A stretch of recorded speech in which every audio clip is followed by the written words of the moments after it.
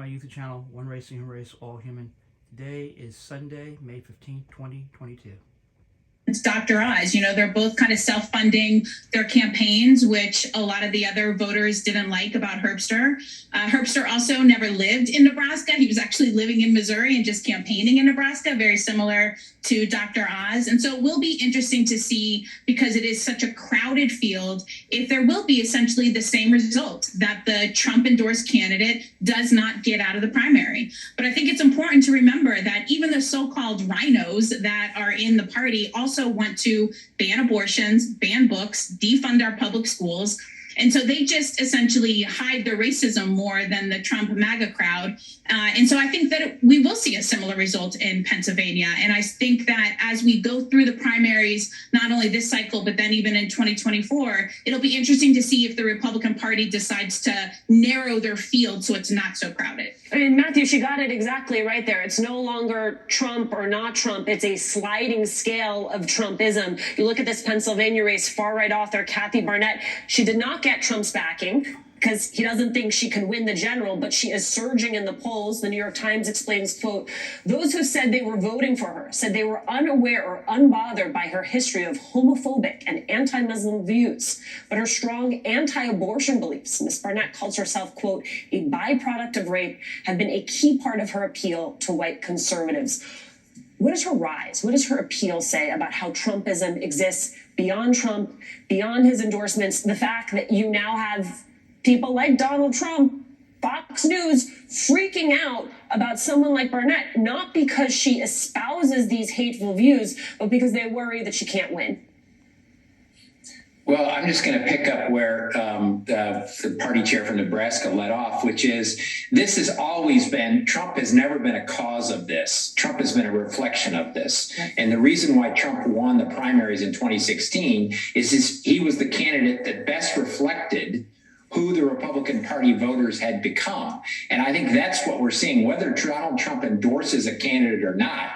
And this is one of those typical things where a monster has been released, which is the vast majority of Republican voters, and no one is in control of them, as Pennsylvania could show us on election day, even though a candidate endorsed espouses all the same views and all the same crazy theories and all the big lies, an even worse form of that may beat Dr. Oz in the primary. So to me, this is another exclamation point on what the Republican Party is and has become. It really has little to do with Donald Trump and much more to do with the path that the party has been on and where they're going on. It's only getting worse and worse and worse when you have half the party believe these things 5 years ago, and now 75 to 80% of the folks in the Republican Party believe these things today. So it's a party that has become totally outside the mainstream of American politics, outside the mainstream of American intelligence and reason. But I think it's a reflection that Donald Trump revealed this, and now they've taken on a life of its own, and he's losing control of it. Yeah, Jane, NBC's Dasha Burns recently sat down with Barnett. I want you to take a listen to what Barnett had to say about January 6th.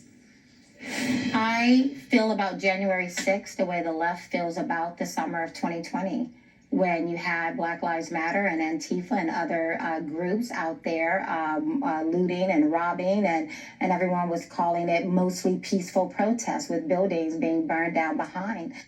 I mean, absolutely wild. So let's put aside the inanity of that comparison. You have her, one of many Republican candidates out there, downplaying January 6th, promoting the big lie. You have similar candidates in your state. If you are Democrats, I mean, do you wait for the January 6th Commission to counter all of that in their public hearings, or do you have to be out there on the trail countering it door to door with voters?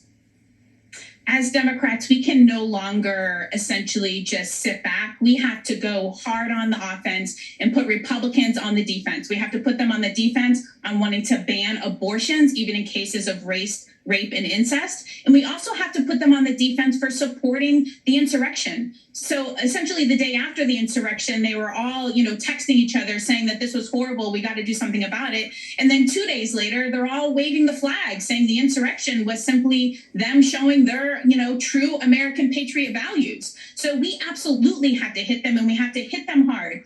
We often say that it's an important election and democracy is on the line, but now we're talking about women's fundamental rights to privacy and our fundamental rights to choice. We're talking about our kids' public schools. We're talking about our healthcare.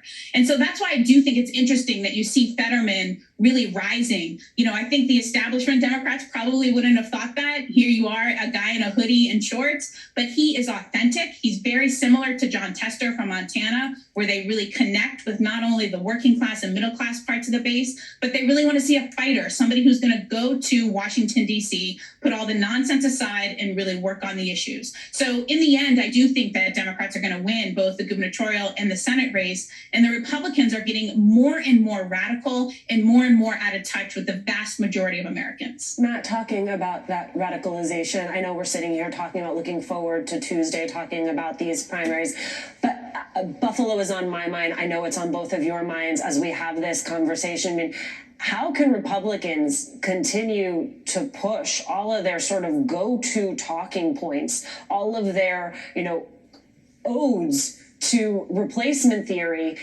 in light of what we are watching unfold in Buffalo and elsewhere? I'm glad you brought that up because it's all interconnected. The whole thing is interconnected. January 6th and everything they've done and all of the decisions they've made are connected to Buffalo. And they've enabled this to happen. I don't say they're criminally responsible, but they're morally responsible. Fox News and the Republican leadership is morally responsible for what happened in Buffalo. I was sitting here thinking today, there's 12 families, almost a dozen families that today would have been going to church, would have been having dinner, would have been watching NBA games, would have been watching movies, who are not doing it today because of what happened. And this, what was espoused by the shooter in Buffalo is exactly the same things that have been espoused on prime time of Fox News, espoused by Donald Trump, and espoused by many people in the leadership in the Republican House. So yes, we can't look at any of these things as an isolated incident, including taking away voting rights. They're all connected, which is a fear of a diverse,